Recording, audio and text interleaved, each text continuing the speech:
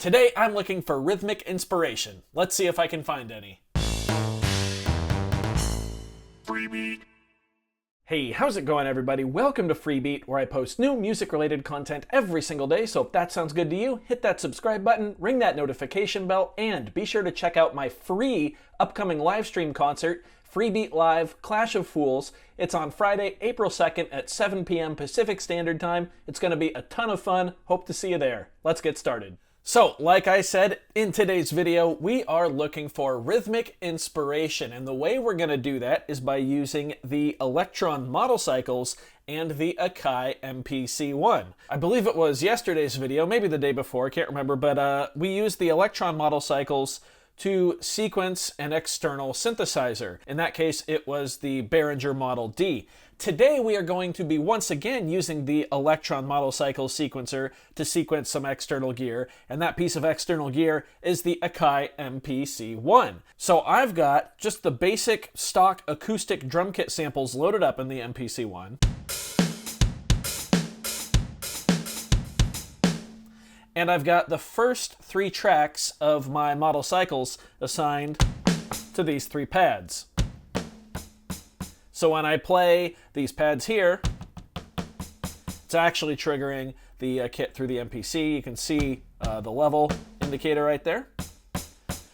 And the reason I'm doing this is because I want to use the sequencer of the model cycles to generate some random drums. We've talked about generating random drums before using the cycles. If you want to see that video, it'll be linked down in the description below. But I thought it would be super cool to do that with the MPC's drum kit because we can actually record those random drum patterns into the grid, into our timeline of the MPC One as they're happening in real time. And then we can go back and listen to the whole thing and see if there's any bits of that completely randomly generated pattern that we want to keep and work on, and maybe I can actually translate it into a real song or something on the acoustic or electric drum kit. You know, there's a lot of possibilities. This is actually one of the main reasons I was excited about the MPC One, was because I wanted to use it in combination with the cycles in this fashion. So let's go ahead and get a very basic drum groove going first, just as kind of a proof of concept. So we'll turn on the right mode here. We'll go boom, gat, boom, boom, bop, just like that. Snare drum on 2 and 4. 8th notes, whoop, on the hi-hat. I got off somewhere, didn't I? Nope. Okay, here we go.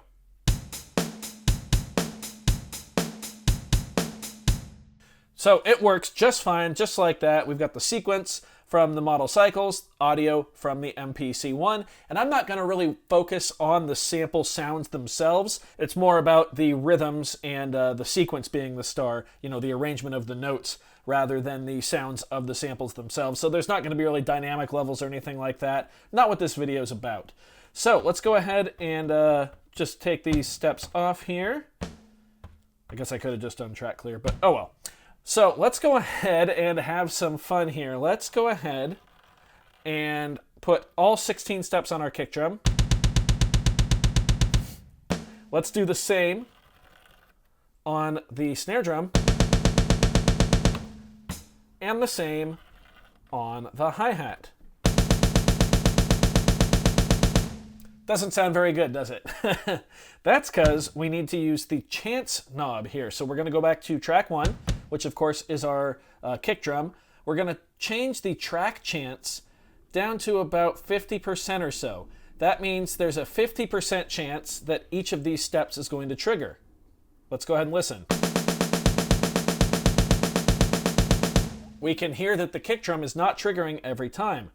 We're going to do the same thing for our snare drum, down to 50%, and our hi-hat. Now let's listen.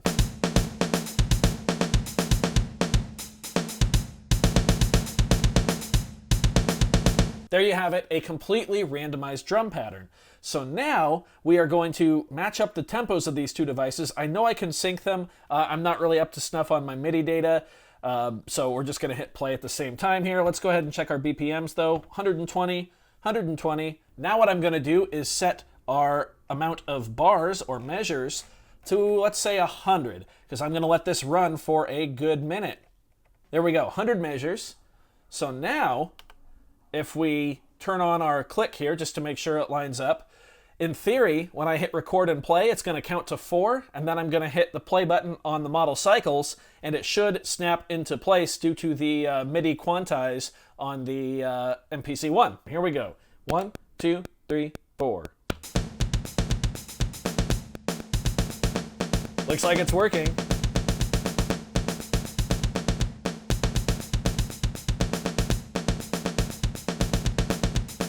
Yeah. Gonna turn off the click now.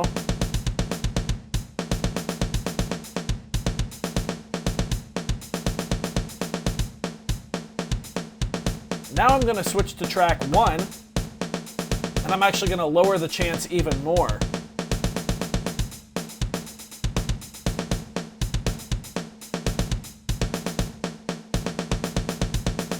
We'll go down to like 38%, 37, fine.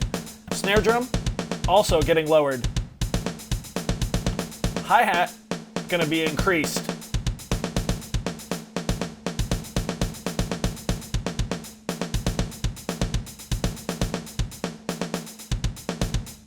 I like what I heard there, so I'm gonna remember right around measure 30.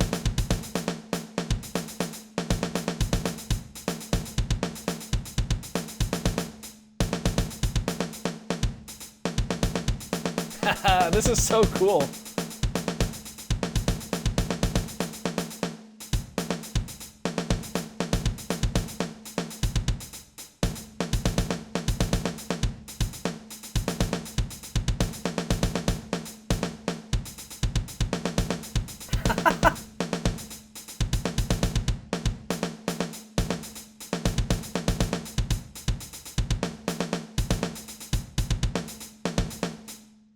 All right, so there we go. We recorded a good amount of information there. I mean, let's go ahead and zoom in on this. Look at all of this stuff that we got here.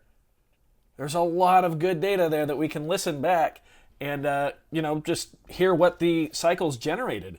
And obviously, I went pretty broad on this where I just, put every step on and then just changed the chance of the whole track. We could get really, really intricate if we wanted to. This is pretty darn awesome. Let's go ahead and go back to measure 30, I think is where I said I heard some good stuff. Let's listen. Measure 30, beat 1. There we go.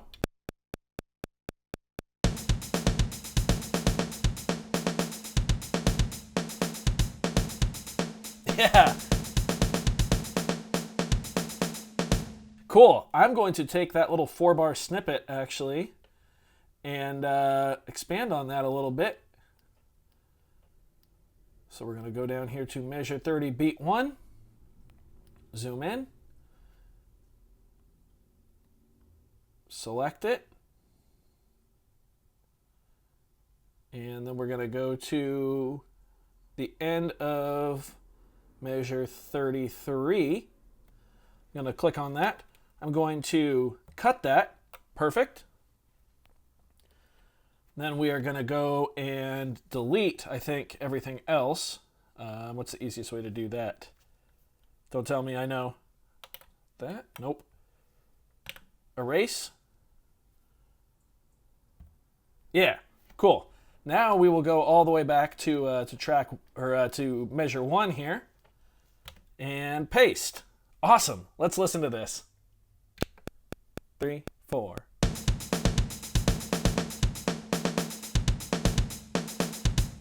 I love that stutter there. The third measure of that feels so off, and I love it because we know it's not off. It's right on cue. If we turn on the click, we'll be able to hear it just fine.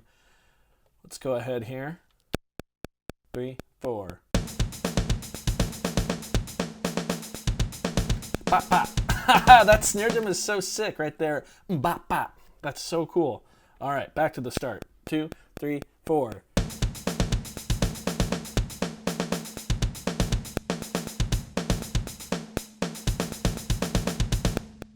That is awesome. Let's copy that and play a few of these together now and see how they sound like that. Yeah, I think it copied all right. 2, 3, 4.